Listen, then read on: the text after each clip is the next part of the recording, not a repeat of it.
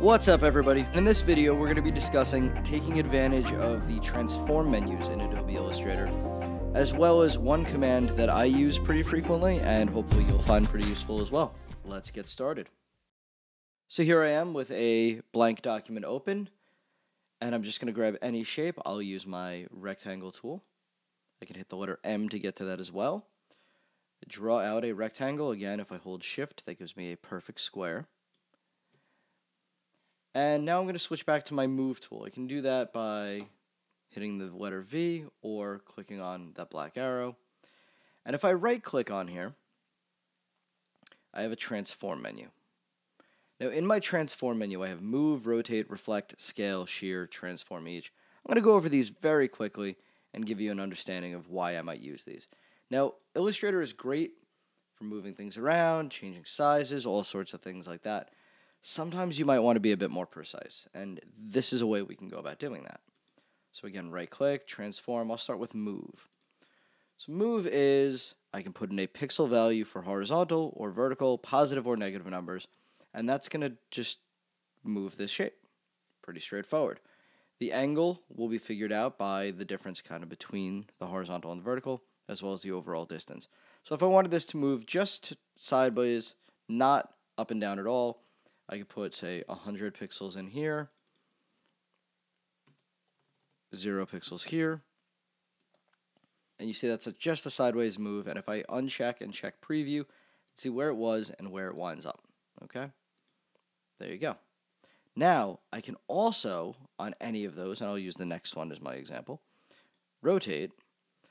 On all of these, we have an option for OK or copy. So with rotate, I can put an angle in.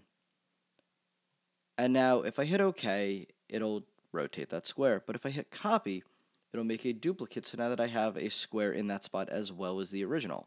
Okay? Now, I'm going to click that again, transform. My third one, reflect. We have the option to reflect across different axes. So we can go a horizontal reflect, a vertical reflect, or a custom angle reflection, as well as the copy or OK option. So again, I hit copy, now I wind up with another version of this square. Right-click once again, scale. We have uniform versus non-uniform. Non-uniform meaning we can change the horizontal and the vertical distortions separately. Scale, uniform, meaning it just makes something either a percentage size of this object, we'll say. So I could do something as, say, 50%. Again, check preview on and off to see what that looks like. Or I could go 150%, so you can go bigger, and it'll be an increase of that size. Another option we have in here is scale strokes and effects. If you had a custom stroke on this, you may want to scale the stroke up with it. So you can see that it's a slightly thicker stroke now. You don't need to worry about that just yet. All right, I'll hit copy again. There's another new square that I have here. Right-click once again, shear, and I'll turn on preview. So we can distort based on an angle or shear an angle. So we can sort of crush in from one side or the other to drastically distort the object. Or we could do custom angles as well. Right? Copy again. Okay. And now I'm going to grab here, transform, and I see transform each. So what transform each does is it applies that change to each individual object. So I have a bunch of squares I drew here. If I were to grab all of these and I were to go transform, rotate, it's going to rotate that whole group of objects as one group. Okay? But if I were to come in here and say transform each, I have the option for scaling, moving, rotating, all individually for each one. So if I grab this, make sure preview is on, and I begin to up the value of that rotate, you see that the object group does not rotate, just the individual objects within that group. That could be a very useful tool if you want to scale up a bunch of things, scale down a bunch of things, all sorts of reasons that might come in handy. All right, so that's the transform menu in Adobe Illustrator, but there's one really important thing that I use that's in that transform menu that I'd like to show you. So So once again, I'm going to grab my rectangle tool, but I'm going to say, what if I wanted to make an exact rectangle? I wanted to control the size precisely.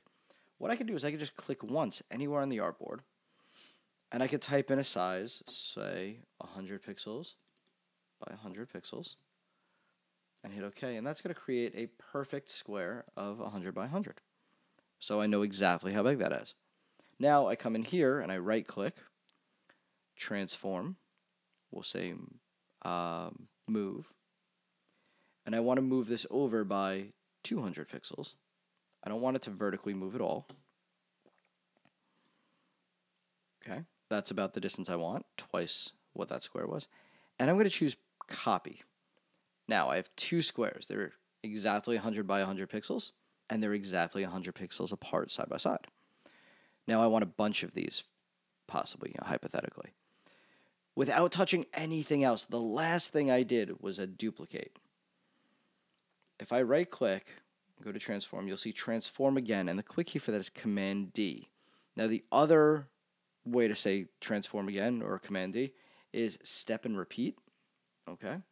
Step and repeat, meaning it'll do the last thing that I did over and over again. The last thing I did was made a copy and move something. So if I hold down Command and hit the letter D, it'll continuously make more of that exactly the same distance away. It's whatever the last thing was. So if I move this box here, and then I move it down a little bit, the last thing I did was move down. So Command D moves down. If I make this a little bit bigger, the last thing I did was make it a little bigger. Command D will make it a little bigger. So whatever the last thing you did was, Command D will repeat as a transform again. And that is a tool that I use constantly in illustrations, especially when working with fine detail, and I want things to be precise. All right, hopefully you guys understand some of the transform menus, as well as step and repeat, or Command D, and on a PC that would be Control D, and you can get some use out of that. All right, hopefully that made sense to you guys, and I will see you in the next video.